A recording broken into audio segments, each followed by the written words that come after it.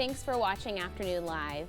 Do you stress over being liked by others? Do people ever tell you to stop being so sensitive? You could be dealing with rejection sensitive dysphoria, a disorder that's even more common if you have ADHD. Here to tell us more, we welcome local ADHD coach, Sheila Henson. It's so nice to see you. You too. Tell me about this RSD, right? It sounds like it's really sad to deal with all the time. It is. It's like one of the most disabling parts of ADHD. You know, people think about ADHD, they think about not being able to focus and things, and that can be a struggle, but the emotional sensitivity is a huge part of it, and this rejection sensitive dysphoria can hurt people's jobs, you know, it can hurt their relationships, their sense of self, all kinds of things. So yeah, it's very extreme. Well, and I think anybody can relate to feeling rejection, feeling criticized at a certain point in your life, but is this something, if you're dealing with it, it feels like it's happening constantly? It feels like it's happening constantly, like it can be perceived rejection from any kind of criticism, or like maybe your friends go to lunch without you and you think, oh my gosh, they hate me, and then it turns into almost like a fight or flight response. Sure. And we see this even in like young kids, where kids with ADHD will, when they're young, kind of avoid things that they're not immediately good at because they're feeling judged even by themselves. You know, this like this extreme feeling of failure, you know, or rejection. And so that makes people avoid relationships. It makes them avoid doing things that they might really enjoy. And yeah, it can be really disabling. So then can it present in a way that's sort of the opposite of what someone's feeling inside? Maybe they appear to be defensive, but they're actually just kind of feeling hurt? 100%. So there's a lot of different ways that people can show this sensitivity to rejection.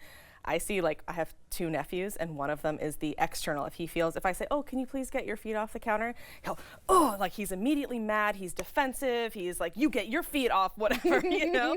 And the other one is the internalizer. And you see that other, where it's like, hey, can you please get your feet off the table or whatever? And it's like, shutting down, you know? And so, and you can tell maybe he's gonna be avoidant. Yeah. And so, yeah, a lot of people will seem defensive, seem like they're someone who just like can't take accountability, or like, oh, I can't say anything to you because you're just gonna explode, or you're just gonna cry, and they can't really help it. And so really what a lot of the time they need is just that grace for processing time of being like, okay, my first reaction to perceived or real rejection or criticism is going to be really extreme. That's gonna be but if you give me time to regulate, then I can come back, ideally, right, and take accountability and do repair for whatever harm was caused and do those things. But learning that if you're that person, that really sensitive person, that you might need that time, you know, is really important, I think. Well, and then if you know that, then you can better advocate for yourself, right, and let your loved ones know those things. Hey, I might need an extra beat to process this. Yes, and that's so important, talking about it ahead of time too.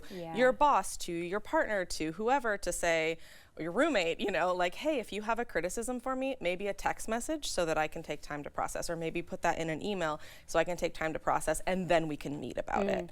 Because that first reaction might seem like I'm unwilling to hear you, and that's not necessarily the case. Like, I do want to hear you. I do want to do better. I do, you know, I am a person that makes mistakes. That's normal. But in that initial reaction, it feels like a threat, you know, to the nervous system.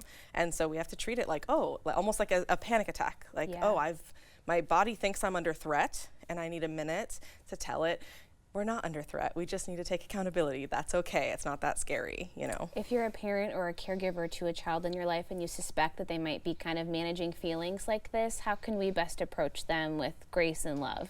I think modeling is really important. Like when you make a mistake, being like, oh, oops, you know, or like, hey, maybe, you know, the way I talked to you yesterday, that wasn't really nice, was it? I'm so sorry. I'm going to work on, you know, calming down. Or look at that. I spilled milk all over. Like, no big deal. Let's clean it. Will you help me clean it up? You know, I help you clean up your messes. You help me clean up mine. Like, just making mistakes be normal, making mistakes be, and maybe putting, instead of the pride being in perfection, this like perfectionism, the pride is in your ability to come back from a mistake. Your pride is in your ability to jump back on the horse. Your pride is in your ability to take accountability, which is what we want to be around anyway. I don't want to be around a perfect person. I want to be around a person who, when they make a mistake, can either, if it's little, they can laugh it off, that's so charming, or if it's they've actually done harm, that they can come back and say, oh man, I'm so sorry. What can I do to make this better? You know, how can I make this better? And so just modeling that, talking about it, using social stories, pointing that out in TV shows and movies that you're watching, you know, oh, look, he made a mistake. That superhero made a mistake, and that's okay. You know, things like that can be really helpful. Such great ideas. Thank you so much for being here. Yeah, thank you. Great chatting with you. We'll have more information on our website at katu.com. We'll be right back with more Afternoon Live right after this.